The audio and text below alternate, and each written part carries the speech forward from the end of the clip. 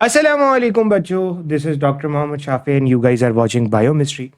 आज की वीडियो बहुत ही इम्पॉर्टेंट है क्योंकि आज से हम स्टार्ट करने वाले एक बहुत ही ज़बरदस्त और एक बहुत ही बेनिफिशियल सीरीज़ आप लोगों के लिए, क्योंकि इस सीरीज़ के अंदर बेसिकली हम डिस्कस करने वाले हैं chapter wise MCQs, chapter wise questions, chapter wise test जो बेसिकली बायोलॉजी के होंगे। और पीएमडीसी एमडीकैट के अंदर पीएमडीसी एमडीकैट के अंदर जितने भी चैप्टर्स हैं, पीएमडीसी एमडीकैट सिलेबस के अंदर जितने भी चैप्टर्स हैं, मेरी कोशिश होगी कि इन तमाम चैप्टर्स के प्रैक्टिस टेस्ट, इन तमाम चैप्टर्स के क्वेश्चंस, इन तमाम चैप्टर्स के एमसीक्यूज आपको वीडियो की सूरत में प्रोवाइड किए जाएं और एक एक क्वेश्चन का बहुत अच्छी तरीके से सॉल्यूशन प्रोवाइड किया जाए। अब इसको करने के लिए सबसे पहले आपको ये समझना होगा कि सर इंपॉर्टेंस क्या है, why we should do this, क्यों करें। देखो, सबसे पहली बात, एमडीकैट के अंदर अगर मैं 2026 की बात करूं तो इस वक्त एमडी कैट के सिलेबस के अंदर तकरीबन 45% जो वेटेज है एमडी कैट के पेपर के अंदर, वो सिर्फ बायोलॉजी का है। यानी कि अगर आप 81 आउट ऑफ 81 स्कोर कर लेते हो बायोलॉजी के अंदर, जो कि बहुत मुश्किल नहीं है, there are so many students of mine जिन्होंने बहुत अच्छे नंबर स्कोर किए हैं बायोलॉजी के अंदर and they are now studying in medical college. And अगर आप 81 आउट ऑफ 81 स्कोर कर लेते हो, जो कि बहुत आसान है, बस शर्त इतनी है कि आपके कॉन्सेप्ट्स अच्छे होने चाहिए, शर्त इतनी है कि आपने प्रैक्टिस किए हो क्वेश्चंस, शर्त इतनी है कि आपके कॉन्सेप्ट्स क्लियर हैं। तो अगर आप 81 आउट ऑफ 81 स्कोर करना चाहते हो तो ये कोई बहुत बड़ी चीज नहीं है, आप बहुत आराम से स्कोर कर सकते हो। तो बायोलॉजी के जो एमसीक्यूज है दे आर वेरी इंपॉर्टेंट, आप आराम से 81 आउट ऑफ 81 स्कोर कर सकते हो। अगर मैं फिजिक्स और केमिस्ट्री की बात करूं तो फिजिक्स में आपको न्यूमेरिकल्स मुश्किल लगते हैं, अगर मैं केमिस्ट्री की बात करूं तो केमिस्ट्री के अंदर इक्वेशंस आपको मुश्किल लगती होंगी, लेकिन बायोलॉजी एक ऐसा सब्जेक्ट है एमडीकैट के लिए जो आप आराम से अच्छा स्कोर कर सकते हो, क्योंकि आपका इंटरेस्ट भी होता है। और जब आपका इंटरेस्ट होता है तो आपके लिए 81 आउट ऑफ 81 स्कोर करना कोई बड़ी बात नहीं होती।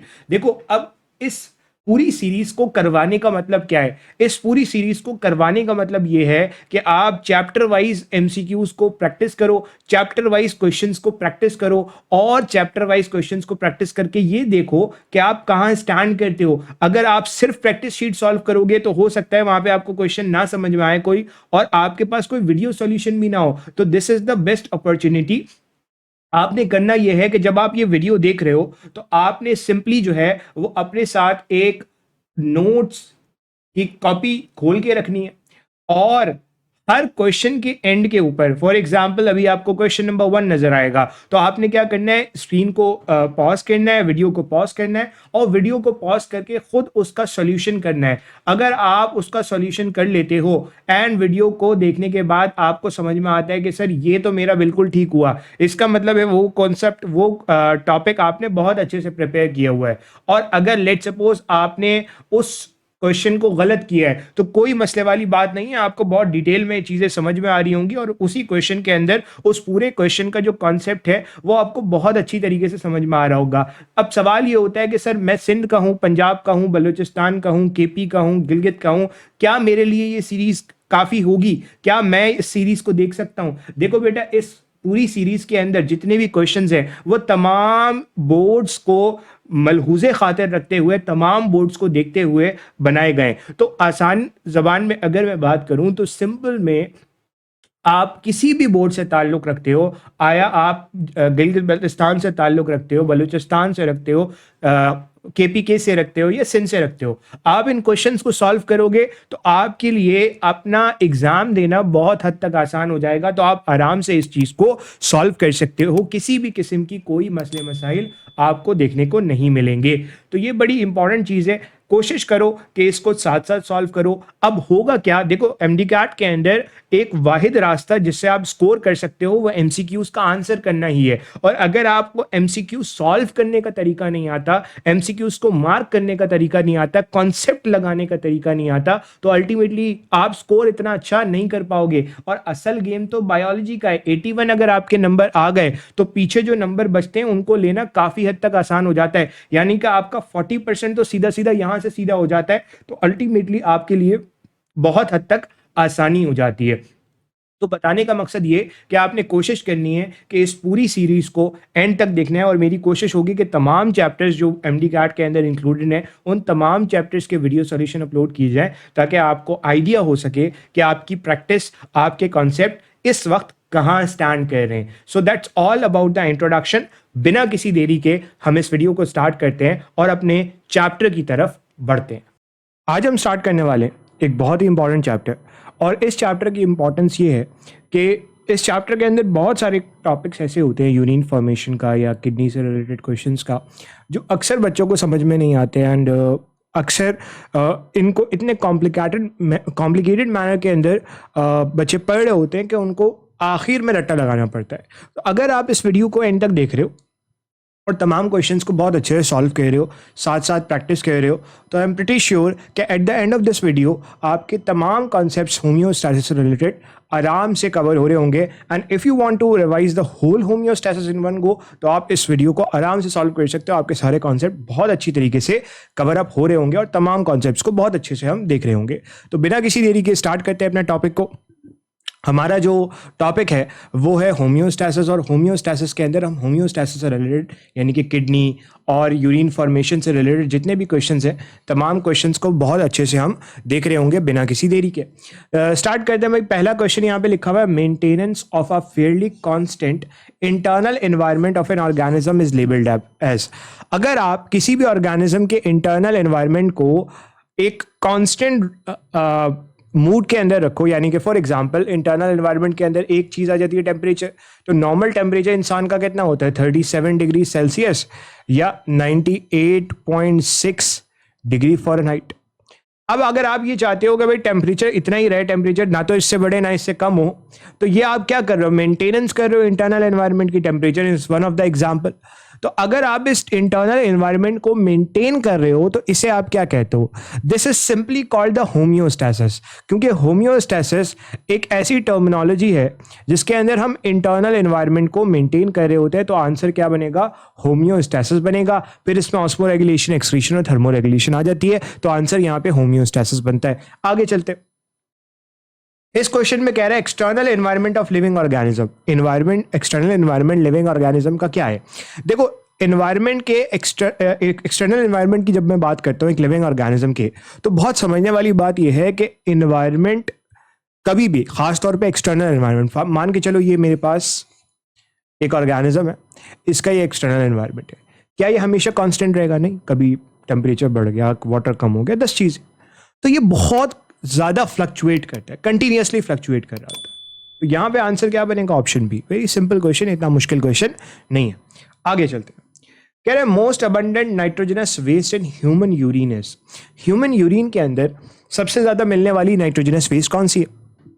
तो देखो जब हम ह्यूमन यूरिन की बात करते हैं तो पता है हमारी बॉडी में, ह्यूमन की बॉडी में अमोनिया बनता है, और ये अमोनिया भी अल्टीमेटली कन्वर्ट हो जाता है यूरिया के अंदर। तो ये अमोनिया भी अल्टीमेटली किस में कन्वर्ट होता है, यूरिया के अंदर। तो यूरिया आपको मेजॉरिटी अमाउंट के अंदर मिल रहा होता है, मेजरली मिल रहा होता है। तो ammonia urea is actually the thing जो ह्यूमन यूरिन के अंदर मेजरली मिल रहा है, बहुत ज़्यादा क्वांटिटी में मिल रहा है। तो यहाँ पे आंसर क्या बनेगा, यूरिया बनेगा। अमोनिया भी यूरिया में कन्वर्ट हो जाता है। वो साइकिल जो अमोनिया को यूरिया में कन्वर्ट करती है, that is called the urea cycle. ठीक है, आगे चलते हैं। कह रहा है एंजाइम फॉर यूरिया साइकिल। अब यूरिया साइकिल से रिलेटेड सवाल आ गया, तो इसे आप ऑर्निथीन साइकिल भी कहते हो, ऑर्निथीन साइकिल भी कहते हो। अब इसके अंदर होता क्या है, इसके अंदर होता यह है कि आप लिवर के अंदर अमोनिया को यूरिया में कन्वर्ट करते हो, और यूरिया ही एक्सक्रीट हो रहा होता है ह्यूमन की यूरिन में मेजरली। ठीक है, तो अब इंपॉर्टेंट बात यह कि इसके एंजाइम्स कहाँ होंगे, कहाँ हो रहा है, लिवर में हो रहा है, तो ऑब्वियसली इसके एंजाइम्स वहीं होंगे। तो आंसर यहाँ ऑप्शन बी बनता है। Very simple question, very straightforward question, इतना मुश्किल क्वेश्चन नहीं है। आगे चलते हैं। कह रहा है human a kidney are involved in, human kidney किन किन चीज़ों के अंदर इन्वॉल्व्ड है? देखो, जब हम ह्यूमन किडनी की बात करते हैं तो ह्यूमन किडनी एक्सक्रीशन के अंदर भी इन्वॉल्व है। एक्सक्रीशन से मुराद ये कि हर वो चीज़ जो बॉडी को नहीं चाहिए बॉडी एक्सक्रीट आउट करती है थ्रू द किडनी, ठीक है। अमोनिया, यूरिया इसी में आ जाता है। इसके अलावा किडनी वाटर बैलेंस को भी मेंटेन करती है, that is osmo regulation, obviously करती है। बॉडी इंटरनल एनवायरनमेंट को भी मेंटेन करती है, होम्योस्टेसिस भी करती है। तो यहाँ पे जो आंसर बनेगा वो ऑल ए बी एंड सी बनेगा, ठीक है। सिर्फ होम्योस्टेसिस क्यों नहीं हो सकता? क्योंकि यहाँ पे जब ऑल ए बी एंड सी का ऑप्शन मौजूद है तो ज़्यादा अच्छा जो आंसर बनेगा वो ऑल ए बी एंड सी बनेगा, क्योंकि एक्सक्रीशन, ऑस्मो रेगुलेशन, होम्योस्टेसिस ये तीनों काम है किडनी के। तो आंसर यहाँ क्या हो जाएगा? ऑप्शन डी हो जाएगा। आगे चलते हैं। कह रहा है humans, in humans the kidney are present in. अब ह्यूमंस के अंदर जो किडनी होती है वो कहाँ प्रेजेंट होती है? तो हमें पता है बॉडी के डिफरेंट रीजन है, हेड है, नेक है, थॉरेक्स है, एब्डोमेन है, पेल्विस है। तो ये जो किडनी है ना, ये किडनी असल में मौजूद होती है एब्डोमेन के अंदर। तो एब्डोमेन में किडनी मौजूद है। अब किडनी एब्डोमेन के अंदर मौजूद है तो ऑब्वियसली आंसर क्या बनेगा? एब्डोमिनल कैविटी बनेगा, सिंपल। आगे चलते हैं। अगले सवाल में कह रहा है the human kidney receive almost dash of cardiac output. अगर मैं नॉर्मल ह्यूमन किडनी की बात करूं तो 20% ऑफ द कार्डियक आउटपुट का ब्लड किडनी की तरफ जाता है, 20%, अप्रॉक्सीमेटली 20%। तो अगर आप इस 20 को कार्डियक आउटपुट का निकालोगे तो ये 1/5 बनेगा, चाहिए 1/5 बनेगा। तो यहां पे जो आंसर बनेगा वो क्या बनेगा? 1/5। Option C is the right answer, ठीक है। आगे चलते हैं। अगले सवाल में कह रहा है the outer most covering of kidney.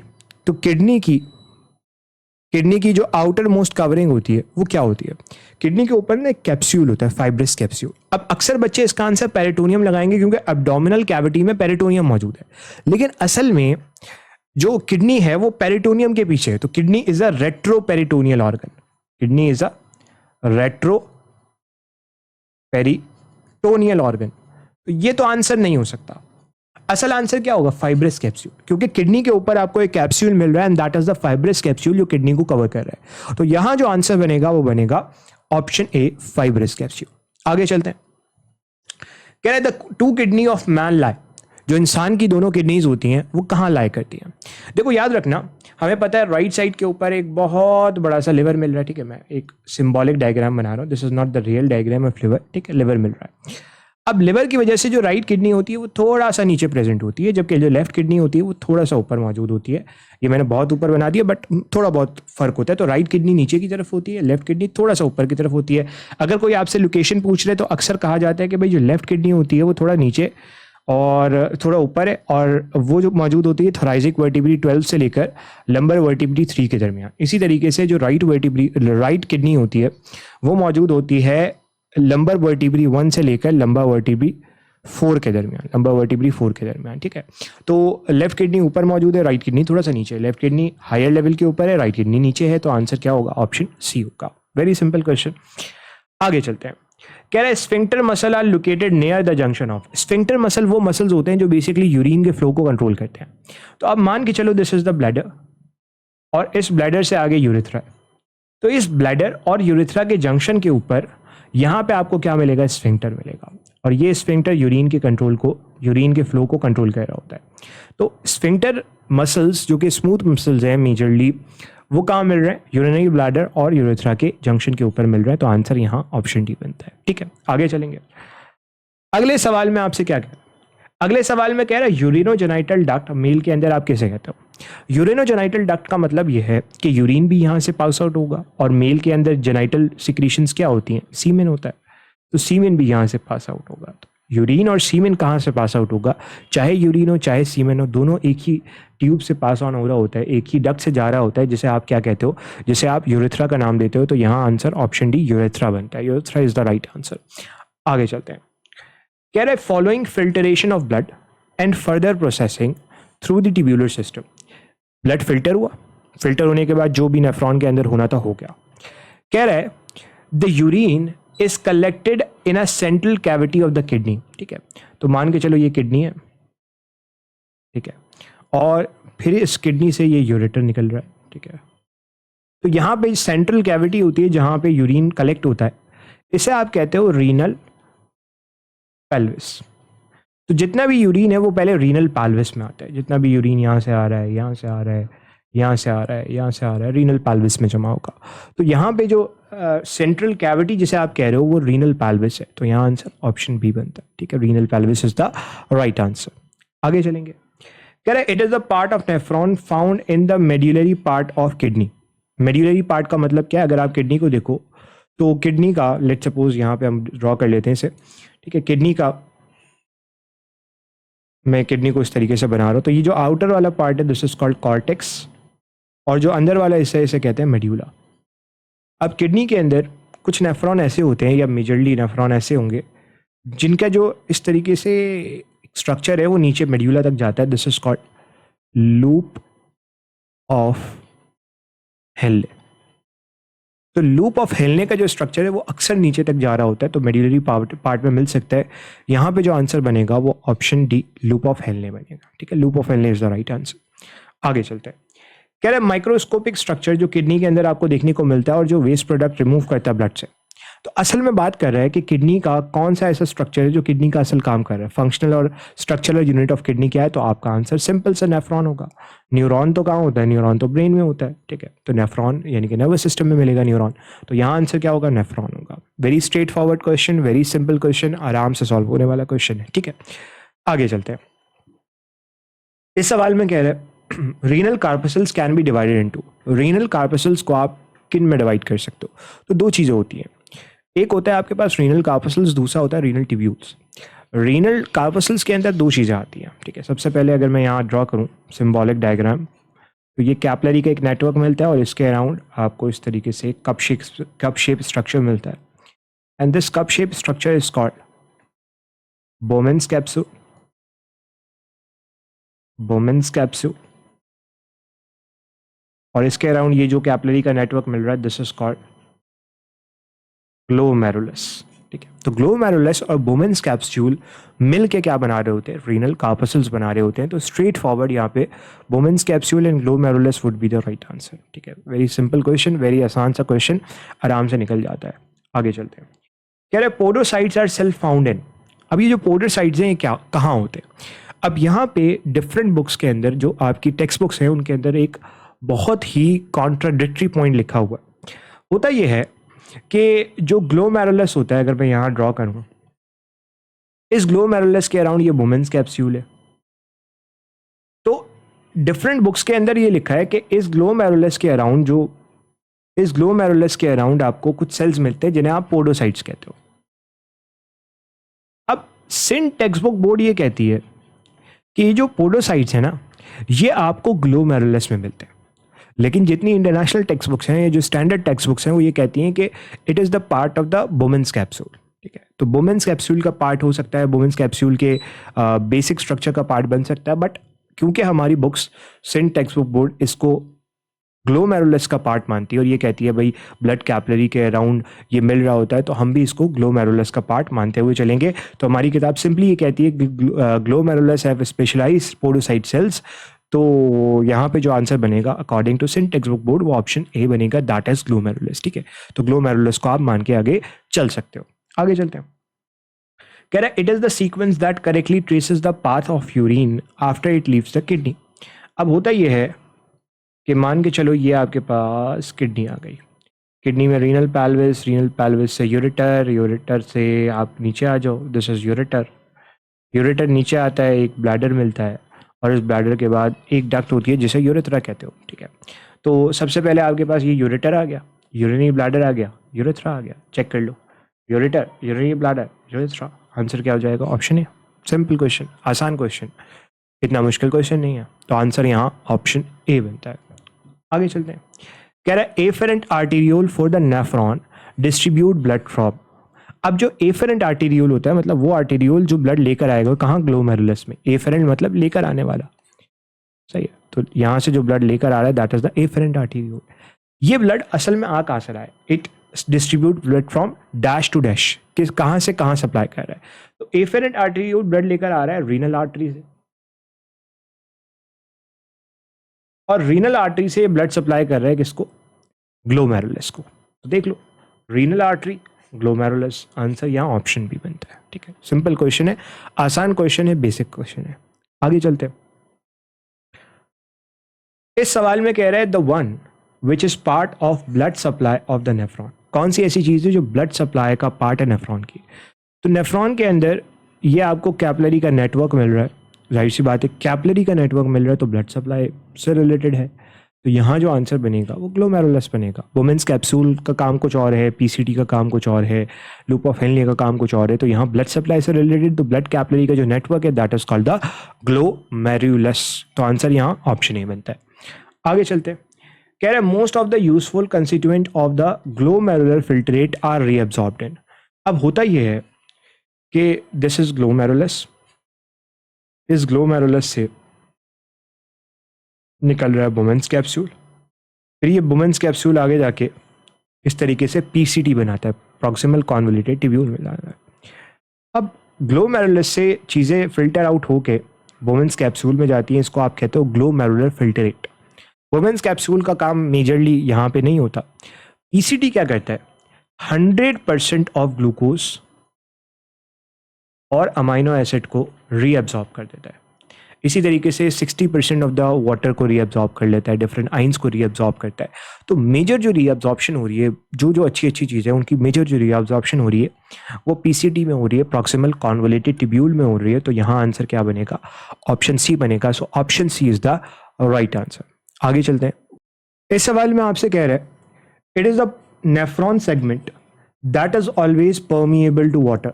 इनमें से कौन सा नेफ्रॉन का सेगमेंट ऐसा है जो हमेशा वाटर के लिए परमिएबल है? तो हमें पता है ये प्रॉक्सिमल कॉन्वोल्यूटेड ट्यूब्यूल है। प्रॉक्सिमल कॉन्वोल्यूटेड ट्यूब्यूल से नीचे आता है लूप ऑफ हेनले, फिर आता है डिस्टल कॉन्वोल्यूटेड ट्यूब्यूल।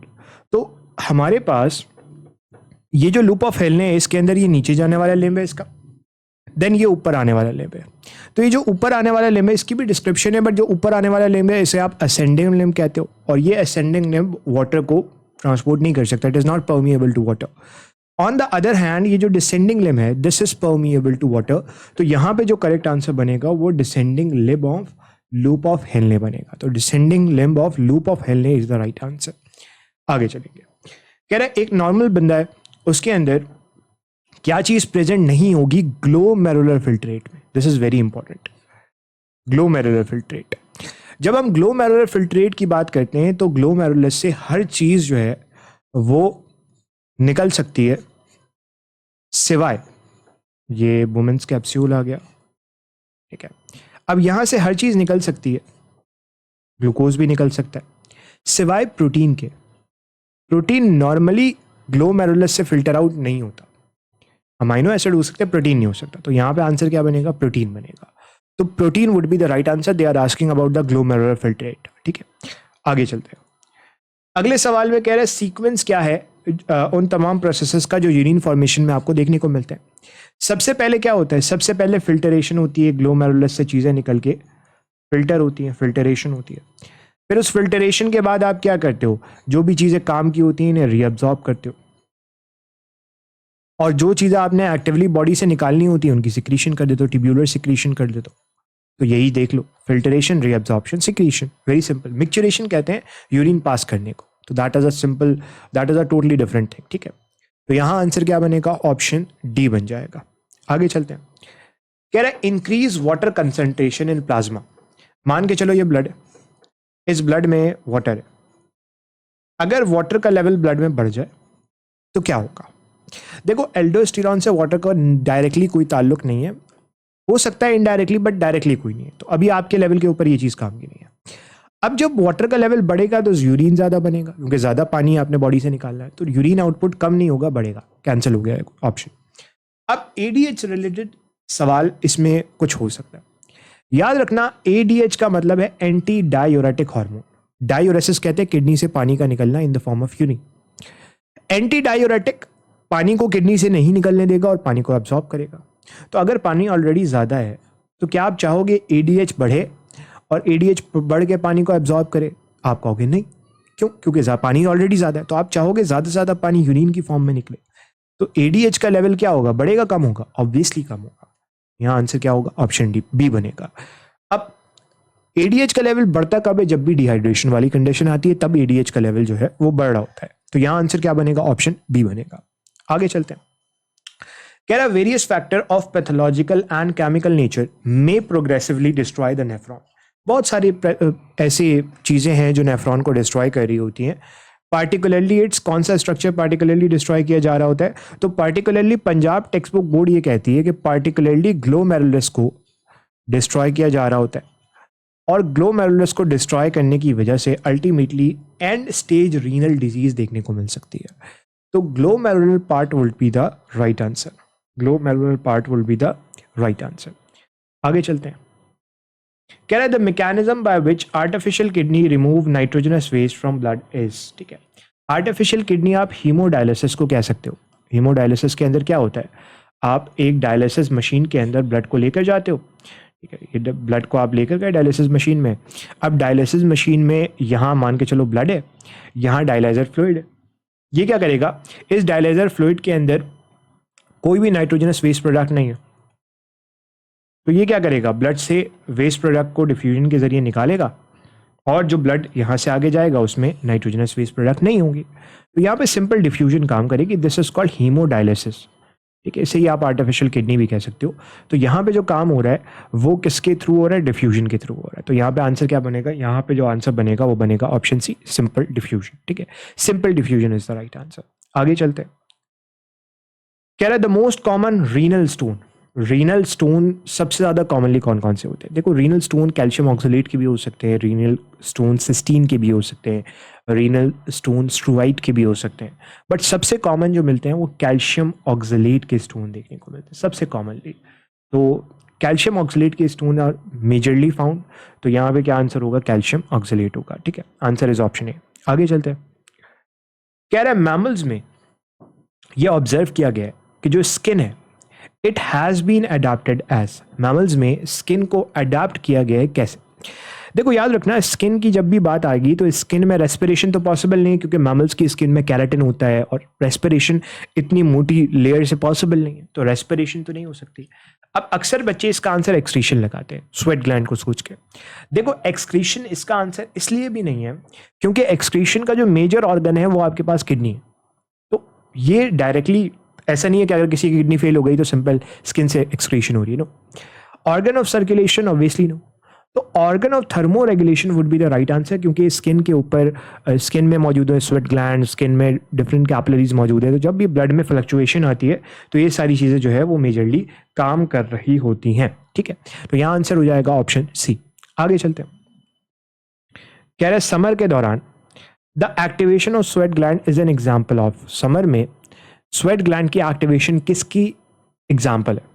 देखो, याद रखना, स्वेट ग्लैंड की एक्टिवेशन में क्या होगा? स्वेट प्रोड्यूस होगा, और ज़्यादा स्वेट प्रोड्यूस होना ये एक नॉर्मल फिजियोलॉजिकल बिहेवियर है, normal function of the body. तो ये क्या है? एक फिजियोलॉजिकल एडाप्टेशन है। आंसर हो जाएगा option A, straightforward, very simple, very straightforward question. Answer यहाँ पे फिजियोलॉजिकल बनेगा। आगे चलते हैं। कह रहा which phenomena does not occur during non shivering thermogenesis. Thermogenesis कहते हैं टेम्परेचर का बनना, हीट का बनना बॉडी में, ज़्यादा अच्छा लफ्ज़ है हीट का प्रोड्यूस होना। अब थर्मोजेनेसिस दो तरह की होती है, शिवरिंग थर्मोजेनेसिस या नॉन शिवरिंग थर्मोजेनेसिस। शिवरिंग में क्या होता है? मसल्स कॉन्ट्रैक्ट करते हैं, जब मसल्स कॉन्ट्रैक्ट करते हैं तो हीट जनरेट होती है, that is shivering thermogenesis. Non shivering के अंदर हर वो चीज़ होगी जो इसके अलावा है। तो शिवरिंग और नॉन शिवरिंग के अंदर डिफरेंशिएशन क्या है? मसल का शिवर करना, मसल का कॉन्ट्रैक्ट करना। तो मसल का कॉन्ट्रैक्ट करना ये शिवरिंग थर्मोजेनेसिस में आ जाएगा। तो यही नहीं होता नॉन शिवरिंग में, तो आंसर ऑप्शन डी बनेगा। बाकी सारी चीज़ें आपको नॉन शिवरिंग में देखने को मिल सकती है, including increase glucose breakdown, metabolic activity का बढ़ना, हीट प्रोड्यूस होना, सब कुछ मिल सकता है। तो आंसर इज ऑप्शन डी। आगे चलते हैं। कह रहे all of the following are metabolic waste in human except. Humans में मेटाबॉलिक वेस्ट तमाम चीज़ें हो सकती हैं सिवाय, जो एक्सेप्ट है ना, ये बड़ा इंपॉर्टेंट है। अब यूरिया ऑब्वियसली वेस्ट प्रोडक्ट है, bilirubin obviously waste product है, carbon dioxide obviously waste product है। ब्लू रिबन आपको नॉर्मली स्टेरोकोबिलिन, यूरोबिलिनोजन की फॉर्म में एक्सक्रीट आउट होने को देखने को मिलता है। ठीक है, यूरिया भी एक्सक्रीट आउट हो रहा होता है, कार्बन डाइऑक्साइड भी, बट ऑक्सीजन तो चाहिए होती है। हाउ इट इज पॉसिबल कि it is the metabolic waste? तो यही आंसर होने का ऑप्शन डी। आगे चलते हैं। कह रहा है the central station of metabolism. Metabolism का सेंट्रल स्टेशन। अगर आप इतना भी पढ़ लो तो आपके जहन में फौरन आंसर आएगा कि मेटाबॉलिक एक्टिविटीज़ को जो नॉर्मली कंट्रोल करता है वो होता है लिवर। तो मेटाबॉलिक एक्टिविटीज़ को कंट्रोल करने वाला कौन है? मेटाबॉलिक एक्टिविटीज़ को कंट्रोल करने वाला आपके पास लिवर है। तो liver would be the right answer, liver is the right answer. आगे चलते हैं। कह रहे इनमें से कौन सा, it is which of the following is not common to cortical and juxtamedullary nephron. इनमें से कौन सी चीज़ कॉर्टिकल और जक्स्टामेडुलरी नेफ्रॉन के अंदर कॉमन नहीं? तो renal corpuscle, efferent arteriole, पेरिटिब्यूलर capillaries. अब सबसे पहले तो हमें ये देखना होगा कि रीनल कार्पसल्स क्या होते हैं। तो अभी हमने डिस्कस किया था ग्लोमेरुलस के अराउंड ये बोमेंस कैप्सूल है, this is called renal corpuscle. अब होता यह है कि यहाँ से आता है एफरेंट आर्टेरियोल और यहाँ से निकलता है इफरेंट आर्टेरियोल, ठीक है। अब इन तमाम पीसीटी डीसीटी के अराउंड पेरिटिब्यूलर कैपिलरीज मिलेंगी। तो ये तो सब जगह कॉमन है। क्या चीज़ कॉमन नहीं है? वेजा रेक्टा। ये जो वेजा रेक्टा है ना, ये एडिशनल ब्लड कैपिलरी का नेटवर्क है जो लूप ऑफ हेनले के अराउंड मेजरली आपको देखने को मिल सकता है। लूप ऑफ हेनले के अराउंड मेजरली देखने को मिल सकता है। तो पंजाब टेक्स्ट बुक बोर्ड ये कहती है कि वाजा रेक्टा is the additional feature of आपके पास लूप ऑफ हेनले। कौन सा लूप ऑफ हेनले? जो जक्स्ट्रामेडुलरी नेफ्रॉन में मिलता है, यानी कि जो डीप जक्स्ट्रामेडुलरी नेफ्रॉन होता है ना, उसके अंदर जो हमारे पास ये लूप ऑफ हेनले होता है, उसके अंदर वाजा रेक्टा देखने को मिल सकती है। बट स्टिल जो टर्मिनल पोर्शन होता है ना, अक्सर जो सबसे नीचे वाला पार्ट होता है, वहाँ पे फिर भी जो है वो इतना नेटवर्क मौजूद नहीं होता। तो यहाँ पे जो आंसर बनेगा वो वाजा रेक्टा बनेगा। वाजा रेक्टा is the right answer.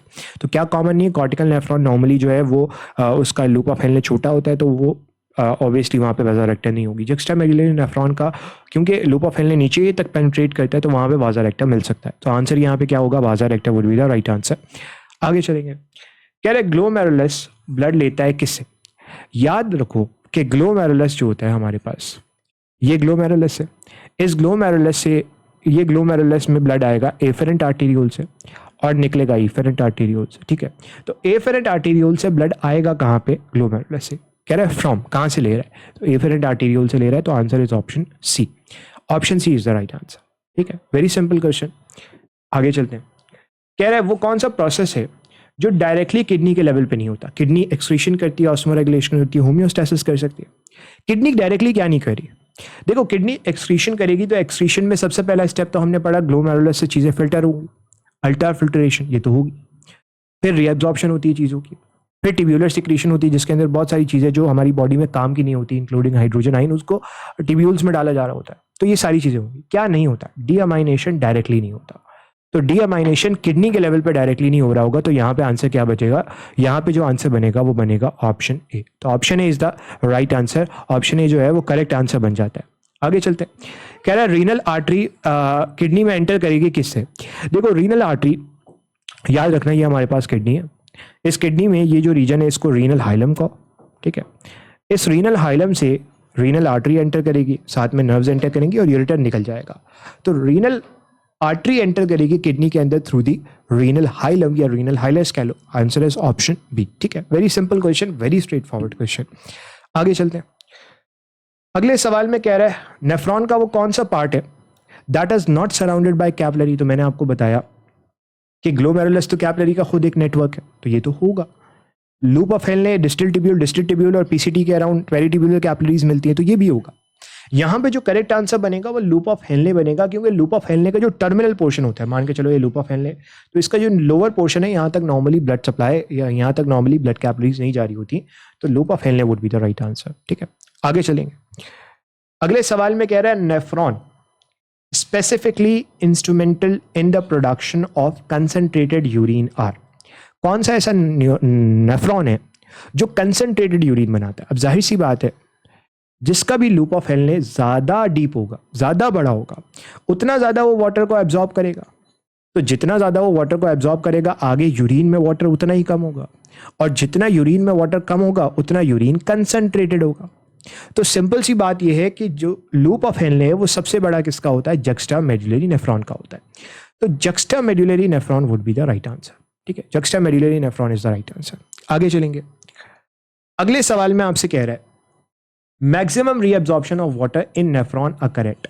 Maximum reabsorption का होती है। तो अभी हमने थोड़ी देर पहले देखा प्रॉक्सिमल कॉन्वोल्यूटेड ट्यूब्यूल में अक्सर बच्चे इसका आंसर लूप ऑफ हेनले लगाते हैं, लेकिन प्रॉक्सिमल कॉन्वोल्यूटेड ट्यूब्यूल में 65 या 60 to 70% ऑफ द वाटर की एब्जॉर्प्शन हो जाती है। बाकी 15% लोपा फैलने और डीसीटी कलेक्टिंग ट्यूब्यूल्स में, कलेक्टिंग डक्ट में हो सकती है। तो यहाँ पे जो आंसर बनेगा वो प्रॉक्सिमल कॉन्वोल्यूटेड ट्यूब्यूल बनेगा। अक्सर बच्चे इसका आंसर लोपा फैलने लगा के आते हैं, तो करेक्ट आंसर क्या होगा? ऑप्शन है। आगे चलते हैं।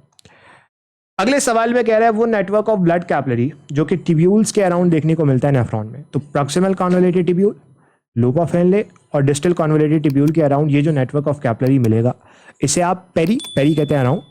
किसके अराउंड? ट्यूब्यूल्स के अराउंड, तो पेरी ट्यूब्यूलर कैपिलरीज कहते हो, पेरी ट्यूब्यूलर कैपिलरीज कहते हो। तो peritubular capillaries would be the right answer, peritubular network would be the right answer. ठीक है, very simple question, very straightforward question. आगे चलेंगे। कह रहा है it is involve in the formation of concentrated urine. Concentrated urine के अंदर कौन इन्वॉल्व होगा? देखो, कंसंट्रेटेड यूरिन के अंदर ऑब्वियसली हमने देखा जक्स्टा मेडिलरी नेफ्रॉन तो इन्वॉल्व होगा। क्या काउंटर करंट फ्लो इन्वॉल्व होता है? एक मैकेनिज्म होता है जिसको आप काउंटर करंट मैकेनिज्म कहते हो। अब इस काउंटर करंट का मतलब है एक तरफ से एक चीज जा रही, उसके अगेंस्ट मूवमेंट में दूसरी चीज आ रही, this is counter current, opposite. तो ये जो काउंटर करंट एक्सचेंज मैकेनिज्म होता है, ये आप कंसंट्रेटेड यूरिन की फॉर्मेशन के अंदर देख रहे होते हो, क्योंकि ये वाटर को मेजरली रीअब्सॉर्ब कर रहा होता है। तो again this is again the right answer. तो ऑब्वियसली अगर ए और सी आंसर है तो ऑब्वियसली बी भी आंसर होगा। तो all A B C is the right answer, क्योंकि मेड्यूला के अंदर ऑस्मोलैरिटी ज्यादा होती है। मान के चलो ये आपके पास नेफ्रॉन है, यहाँ पे आपके पास मेड्यूला है। अब मेड्यूला से यहाँ से अगर आपने पानी खींचना है तो यहाँ कंसंट्रेशन, यहाँ पे ऑस्मोलैरिटी ज़्यादा होनी चाहिए ताकि ज़्यादा से ज़्यादा पानी आप खींचो। जितना ज़्यादा पानी खींचोगे उतना ज़्यादा क्या होगा? आगे यूरिन कंसंट्रेटेड जाएगा। तो आंसर यहाँ पे all A B and C होगा। All A B and C would be the right answer. आगे चलते हैं। कह रहा है it makes the kidney interstitium more concentrated. यानी कि मान के चलो ये किडनी है, मतलब ये नेफ्रॉन है, इस नेफ्रॉन में ये इंटरस्टिशियम है। कौन सी ऐसी चीज़ है जो इंटरस्टिशियम को कंसंट्रेट बनाएगी? कंसंट्रेट मतलब जो आपके सॉल्यूट्स हैं उनका लेवल बढ़ाएगी ताकि कंसंट्रेशन बढ़े। तो कौन करता है ये काम? एडीएच तो वाटर एब्जॉर्ब करता है, तो ये तो नहीं हो सकता। ऑक्सीटोसिन का मेजरली काम नहीं है, कॉर्टिसोल का मेजरली काम नहीं है। तो answer is aldosterone. Aldosterone majorly sodium को रीअब्जॉर्ब करता है, और सोडियम को रीअब्जॉर्ब करेगा तो जाहिर सी बात है सोडियम कंसंट्रेटेड बनाएगा इंटरस्टिशियम को। तो यहाँ पे आंसर ऑप्शन बी बनता है। आगे चलते हैं। अगले सवाल में कह रहा है वो कौन सा मैकेनिज्म है जो कि पीएच मेंटेन करता है ब्लड की। अब देखो, फिल्टरेशन के अंदर तो सिंपल फिल्टर आउट होती हैं चीज़ें। रीअब्जॉर्प्शन में पानी रीअब्जॉर्ब हो रहा है, अमाइनो एसिड रीअब्जॉर्ब हो रहे हैं, ग्लूकोज रीअब्जॉर्ब हो रहा है। मिक्सचुरेशन के अंदर यूरिन पास हो रहा है। तो ये तीन तो वैसे भी नहीं हो सकते। अब tubular secretion would be the right answer. क्यों? क्योंकि हाइड्रोजन आयन या ऐसी चीज़ें जो मेरी बॉडी के काम की नहीं है उनको एक्टिवली जो है वो बॉडी निकाल के ट्यूब्यूल्स में डालती है। तो this is tubular secretion. Tubular secretion would be the right answer. ठीक है, tubular secretion is the right answer. आगे चलते हैं। कह रहे हैं increase level of plasma urea. Plasma में यूरिया बढ़ गया, तो यूरिया का बढ़ना कहलाता है यूरीमिया। तो ये किसका फीचर हो गया? यूरीमिया का फीचर हो गया। Uraemia is the right answer. Uraemia is the right answer. आगे चलते हैं। कह रहे हैं lithotripsy is used as treatment for. Lithotripsy किसके ट्रीटमेंट में इस्तेमाल होता है? तो जब भी रीनल स्टोन होता है, किडनी स्टोन होता है, तो रीनल स्टोन को तोड़ने के लिए एक टेक्निक अप्लाई होती है जिसे आप लिथोट्रिप्सी कहते हो। फिर इसके अंदर भी कई तरह की टेक्निक्स होती हैं, बट रीनल स्टोन के लिए इस्तेमाल होती है। तो आंसर यहाँ ऑप्शन ए बनता है। Option A is the right answer. आगे चलेंगे। कह रहे the one which can be stored in the body for longer duration due to its less toxic nature. आप अगर आपको बहुत कुछ नहीं भी पता, आपको सिर्फ इतना पता है कि लेस टॉक्सिक कौन सा है। अमोनिया सबसे ज्यादा टॉक्सिक है, फिर उससे कम यूरिया, फिर सबसे कम यूरिक एसिड। ठीक है, एलेंटोइन वगैरह इतना कॉमनली आपको देखने को नहीं मिलता, तो यूरिक एसिड को आप स्टोर कर सकते हो क्योंकि लेस टॉक्सिक है। तो आंसर ऑप्शन बी बनेगा। Uric acid would be the right answer. आगे चलेंगे। अगले सवाल में कह रहा है पायरोजन। पायरोजन वो सब्सटेंसेज हैं जो फीवर कॉज करवाते हैं। अब फीवर कब होता है? जब बॉडी का टेम्परेचर बढ़ जाता है। तो ये किसके साथ जो है वो डायरेक्टली इंटरफेयर करेंगे? ये थर्मो रेगुलेशन के साथ डायरेक्टली इंटरफेयर करेंगे, क्योंकि बॉडी क्या चाह रही है? बॉडी चाह रही है कि टेम्परेचर रेगुलेटेड रहे। लेकिन पायरोजन आएंगे और पायरोजन आने के बाद बॉडी में टेम्परेचर को बढ़ाएंगे and that leads to fever. तो थर्मो रेगुलेशन के साथ ये डायरेक्टली इंटरफेयर कर रहा है। Answer is option D. आगे चलते हैं। कह रहा है वो कौन सा हार्मोन है जो किडनी प्रोड्यूस करती है और आरबीसी की प्रोडक्शन करवाता है। अक्सर सवाल इस तरीके से भी आता है कि आरबीसी की प्रोडक्शन कम हो जाती है या एक बंदे को एनीमिया हो जाता है किडनी फेलियर की वजह से। क्यों? क्योंकि किडनी एक हार्मोन रिलीज करती है जिसका नाम है इरिथ्रो। अगर आपको आरबीसी इरिथ्रोसाइट याद है तो आप फौरन आंसर वैसे भी इरिथ्रोपोइटिन लगा सकते हो, क्योंकि इरिथ्रोपोइटिन वो हार्मोन है जो आरबीसी की प्रोडक्शन करवाता है, हेमाटोपायोसिस करवाता है। तो यहाँ आंसर क्या होगा? ऑप्शन ए इरिथ्रोपोइटिन होगा। आगे चलते हैं भाई। अगले सवाल में कह रहा है आर्टिफिशियल किडनी। आर्टिफिशियल किडनी क्या है? अगेन हीमोडायलिसिस के अंदर यूज हो रही होती है। डायलाइजर इज आर्टिफिशियल किडनी, ठीक है। तो हीमोडायलिसिस के अंदर इस्तेमाल हो रही है। Answer is option C. आगे चलते हैं। कह रहा है यूरेटर दोनों किडनी का ड्रेन करता है यूरिनरी ब्लैडर में किसके थ्रू? तो हमें पता है ये यूरेटर आया, यूरेटर से नीचे यूरिनरी ब्लैडर है। तो ये क्या है? यूरेट्रल ऑरिफिस, यूरेटर की ऑरिफिस है। इसके थ्रू ये जो है वो यूरिन को नीचे लेके जाएगा। तो आंसर क्या होगा? यूरेट्रल ऑरिफिस होगा। Answer is option D. आगे चलते हैं, अगले सवाल की तरफ चलते हैं। और अगले सवाल में आपसे कह रहा है डिस्ट्रक्शन किसकी destruction? Glomerular part of nephron की डिस्ट्रक्शन हो रही है, जिससे तमाम चीज़ें होंगी सिवाय, एक्सेप्ट, दिस इज इंपॉर्टेंट है, क्या चीज़ नहीं होगी? They are asking about that thing, ठीक है।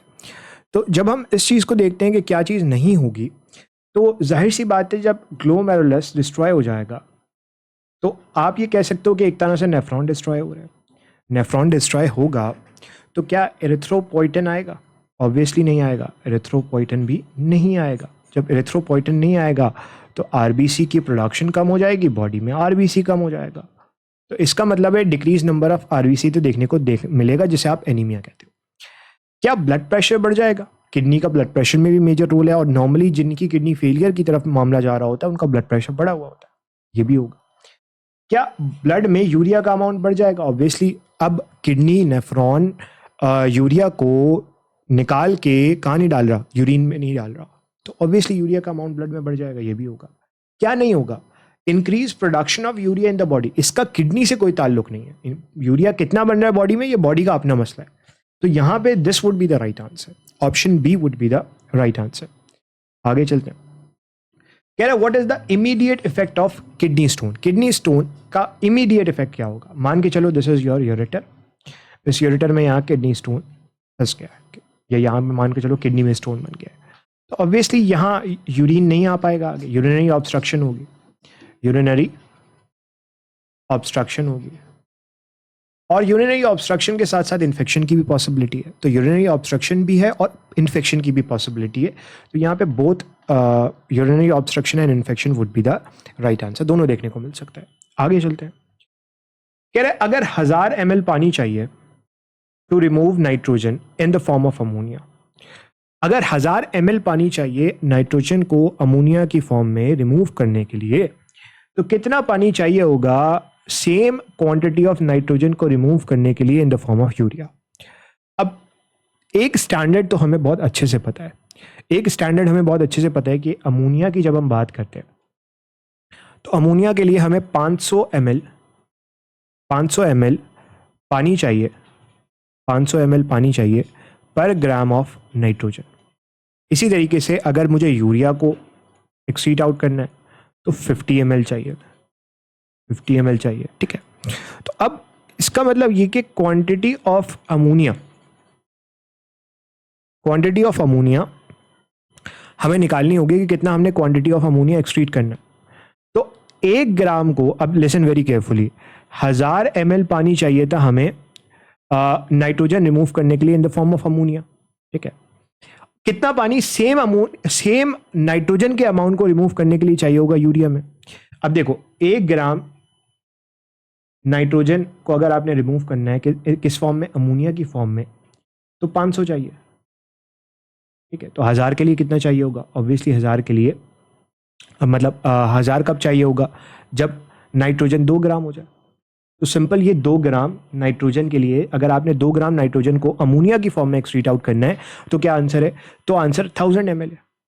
अब हमें पता है यूरिया 1 ग्राम नाइट्रोजन को रिमूव करने के लिए यूरिया के फॉर्म में हमें 50 ml पानी चाहिए होता है। तो यहाँ पे 2 ग्राम नाइट्रोजन था, सेम अमाउंट पूछ रहा है, सेम अमाउंट अगर हमने यूरिया के फॉर्म में एक्सक्रीट आउट करना है तो 2 ग्राम नाइट्रोजन मैंने अगर यूरिया के फॉर्म में एक्सक्रीट आउट करना है तो सिंपल 50 को मल्टीप्लाई कर दो 2 से, तो आंसर क्या आ जाएगा? 100 आ जाएगा। 100 ml would be the right answer. Very simple question, logical question, ठीक है, आसानी से हो जाने वाला क्वेश्चन है। आगे चलते हैं। कह रहे सबसे अच्छा मेथड क्या है नाइट्रोजनस वेस्ट को ब्लड से रिमूव करने का। देखो ऑब्वियसली अगर किडनी काम नहीं कर रही तो सबसे अच्छा मेथड डायलिसिस होगा, चाहे हीमोडायलिसिस हो चाहे पेरिटोनियल डायलिसिस हो। तो dialysis is going to be a very important phenomena when it comes to remove the basic nitrogenous waste product from the body, ठीक है। तो इसका मतलब ये हो गया कि हमारे पास ये चीज़ बड़ी इंपॉर्टेंट बन जाती है। ओके, आगे चलते हैं। अगले सवाल में कह रहा है सोडियम को आप मूव करवा सकते हो from the ascending limb of the loop of Henley into the kidney interstitium. अब मान के चलो ये लूप ऑफ हेनले, ये इसका डिसेंडिंग लिम्ब है, यहाँ से सिर्फ वाटर रिमूव हो सकता है। ये इसका असेंडिंग लिम्ब है, यहाँ से आप सोडियम को क्या करवा सकते हो? निकाल सकते हो और ले जाके इंटरस्टिशियम में डाल सकते हो। अब ये जो प्रोसेस होता है ये क्या होता है? ये एक्टिव ट्रांसपोर्ट होती है। तो this is active transport. Answer यहाँ ऑप्शन डी बनता है, straight forward answer option D active transport बनेगा। अगले क्वेश्चन की तरफ चलते हैं। इनमें से कौन सा कंपोनेंट यूरिनरी सिस्टम का पार्ट नहीं है? यूरिनरी सिस्टम का पार्ट नहीं है तो ऑब्वियसली यूरिनरी सिस्टम के अंदर आपके पास यूरिनरी ब्लैडर, यूरेथ्रा, यूरेटर, ये सारी चीजें आ जाएंगी। क्या यूरिनरी सिस्टम का पार्ट नहीं होगा? Adrenal gland. किडनी के ऊपर तो मिलता है, किडनी के ऊपर तो मिलेगा, बट ये यूरिनरी सिस्टम का पार्ट नहीं है। तो यही आंसर हो जाएगा ऑप्शन डी। आगे चलते हैं। अगले सवाल में कह रहा है डायलाइजर। डायलाइजर वो फ्लूइड है जो हीमोडायलिसिस की मशीन के अंदर देखने को मिलता है। तमाम चीजें ब्लड से निकालेगा सिवाय, तो नाइट्रोजनस वेस्ट प्रोडक्ट तो हर हाल में निकालेगा। नाइट्रोजनस वेस्ट प्रोडक्ट तो हमने देखा कि हर हाल में निकालेगा, साथ में पानी भी निकालेगा। तो नाइट्रोजनस वेस्ट प्रोडक्ट पानी दोनों निकालेगा। क्या नहीं निकालेगा? ग्लूकोज से इसका कोई लेना देना ही नहीं, तो आंसर ऑप्शन बी है। यूरिया नाइट्रोजनस वेस्ट प्रोडक्ट है ना, तो आंसर यहाँ ऑप्शन बी बनता है। आगे चलते हैं। कह रहा है why does urination become more frequent in cold weather. जब कोल्ड वेदर होता है, ठंड आती है, तो यूरिनेशन ज्यादा होती है, पेशाब ज्यादा आता है। This is called cold diuresis. Basically cold temperature के अंदर ज्यादा यूरिन प्रोड्यूस हो रहा है। क्यों होता है? क्या वाटर की एब्जॉर्प्शन का मैकेनिज्म खराब हो गया? नहीं, खराब नहीं हुआ, नॉर्मली काम कर रहा है। दोबारा गर्मी आएंगे नॉर्मली काम करेगा। क्या किडनी ज्यादा एक्टिव हो गई? नो। क्या एडीएच ज्यादा सिक्रीट हो रहा है? अगर एडीएच ज्यादा आएगा तो ज्यादा वाटर एब्जॉर्ब होगा, यूरिन कम बनेगा, तो ये भी नहीं हो सकता। इसका मतलब है आंसर ऑप्शन सी बनता है। स्वेटिंग कम हो गई, स्वेटिंग कम हो गई है तो ऑब्वियसली बॉडी में पानी का लेवल थोड़ा सा ज्यादा हुआ है। बहरहाल इसके बहुत सारे मैकेनिज्म हो सकते हैं। फिलहाल के लिए हम इस ऑप्शन को अगर देखें तो ऑप्शन सी जो है वो यहाँ पे करेक्ट आंसर बन सकता है। तो option C would be the right answer. आगे चलते हैं। कह रहे हैं इनमें से कौन सा ऑर्गन ऐसा है जो एक्सक्रीटरी सिस्टम या यूरिनरी सिस्टम का पार्ट नहीं है? किडनी, यूरेटर, यूरिनरी ब्लैडर, ये सब आपका पार्ट है। क्या पार्ट नहीं है? लंग्स पार्ट नहीं है, क्योंकि लंग्स जो है वो रेस्पिरेटरी सिस्टम का पार्ट है। तो option D is the right answer. आगे चलेंगे। कह रहे depressed area of the kidney is known as. Depressed area का मतलब क्या है? मान के चलो ये किडनी है, किडनी में यहाँ पे अगर आपको मैं यहाँ ड्रॉ करके दिखाऊं तो ये किडनी है, ठीक है, एग्जाम्पल है। यहाँ पे जो मीडियल डिप्रेस एरिया मिलता है ना, इसे आप रीनल साइनस कहते हो। यहाँ पे नॉर्मली फैट होता है, रीनल साइनस कहते हो।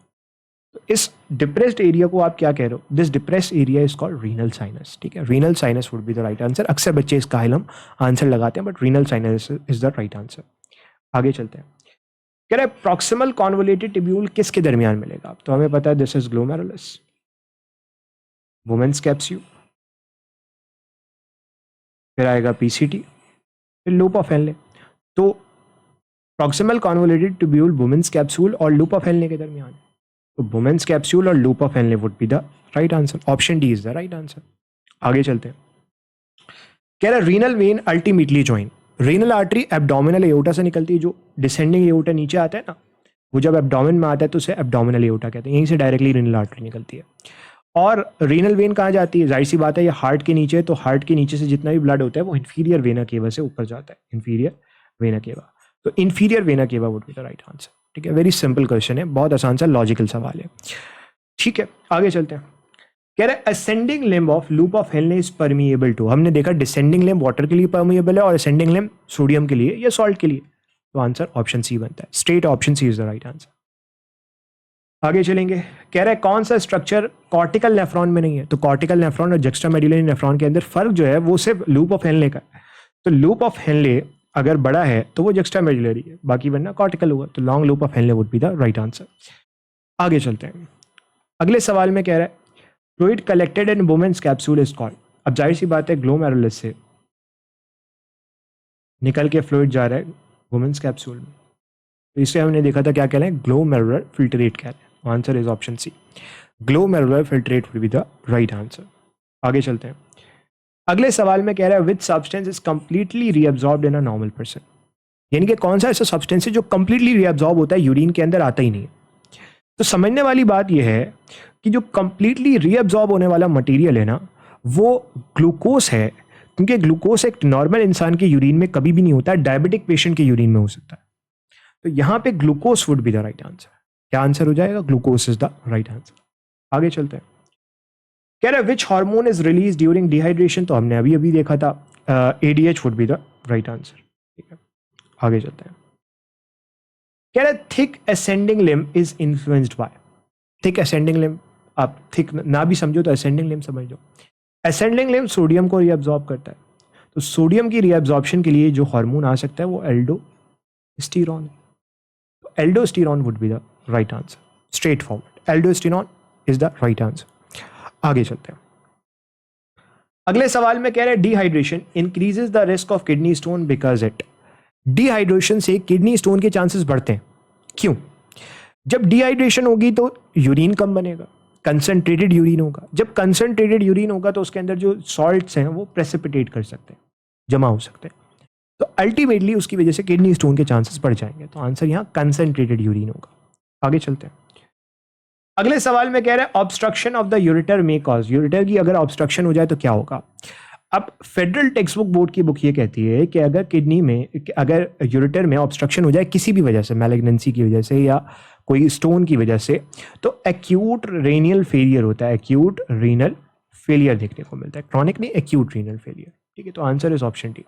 यूरेथ्राइटिस यूरेथ्रा की इन्फ्लेमेशन से होता है, cystitis inflammation of the bladder, polyuria का मतलब है ज्यादा यूरिन प्रोड्यूस हो रहा है। तो आंसर यहाँ पे ऑप्शन डी बनता है। आगे चलते हैं, most common type of dialysis, सबसे ज्यादा मिलने वाली कॉमन टाइप ऑफ डायलिसिस क्या है। तो डायलिसिस सबसे कॉमनली जो मिलती है that is haemodialysis. Haemodialysis is the most common thing. तो आंसर यहाँ पे ऑप्शन बी बनता है, haemodialysis will be the right answer. ठीक है, आगे चलते हैं, cyclosporine is given to. Cyclosporine क्या है?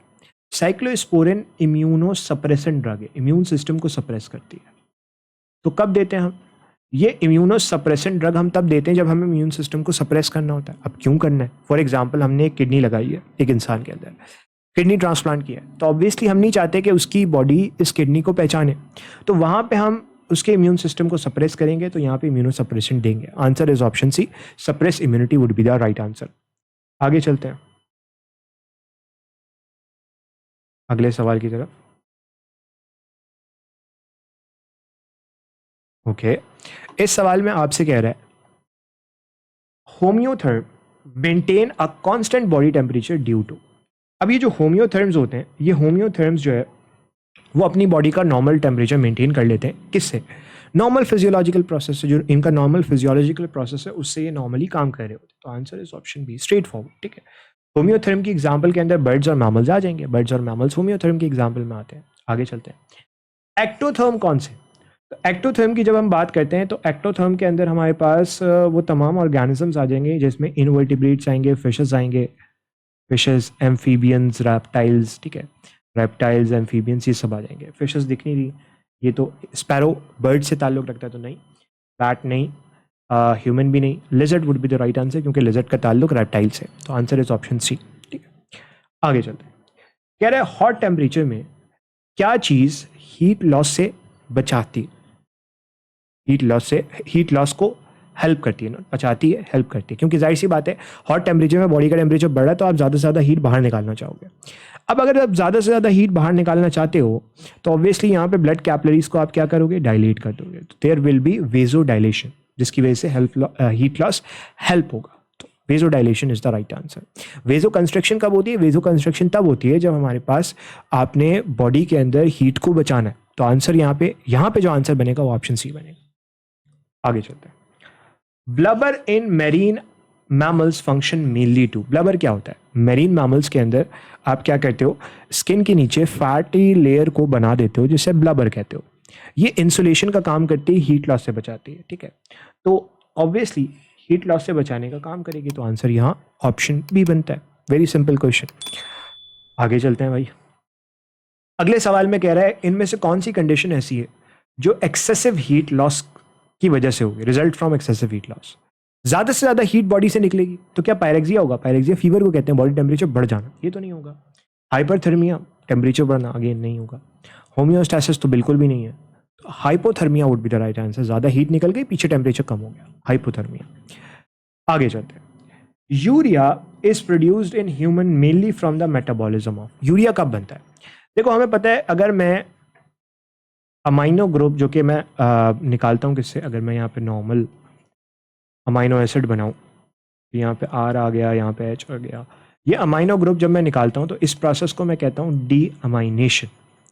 अब डी अमाइनेशन के नतीजे में अमाइनो ग्रुप निकाला, ये अमाइनो ग्रुप कन्वर्ट होता है अमोनिया के अंदर और फिर ये अमोनिया यूरिया साइकिल में जाके यूरिया में कन्वर्ट हो जाता है। तो यूरिया कैसे कन्वर्ट हो रहा है, किसके मेटाबॉलिज्म से बन रहा है? अमाइनो एसिड के मेटाबॉलिज्म से बन रहा है। तो option B is the right answer. यहाँ पे आके हमने जितने भी क्वेश्चंस इस चैप्टर से रिलेटेड मेजॉरिटी क्वेश्चंस यहाँ पे हमने देख लिए। Still if you have any problem आप कमेंट सेक्शन में पूछ सकते हो। आई होप कि आपके सारे कॉन्सेप्ट्स बहुत अच्छी तरीके से क्लियर हो गए होंगे। स्टिल कोई मसला है, कोई प्रॉब्लम है तो आप कमेंट सेक्शन के अंदर पूछ सकते हो। आज के लिए हम इतना ही रखते हैं। इंशाल्लाह आपसे मुलाकात होगी एक नई वीडियो में एक नए चैप्टर के साथ। तब तक के लिए अल्लाह हाफिज़।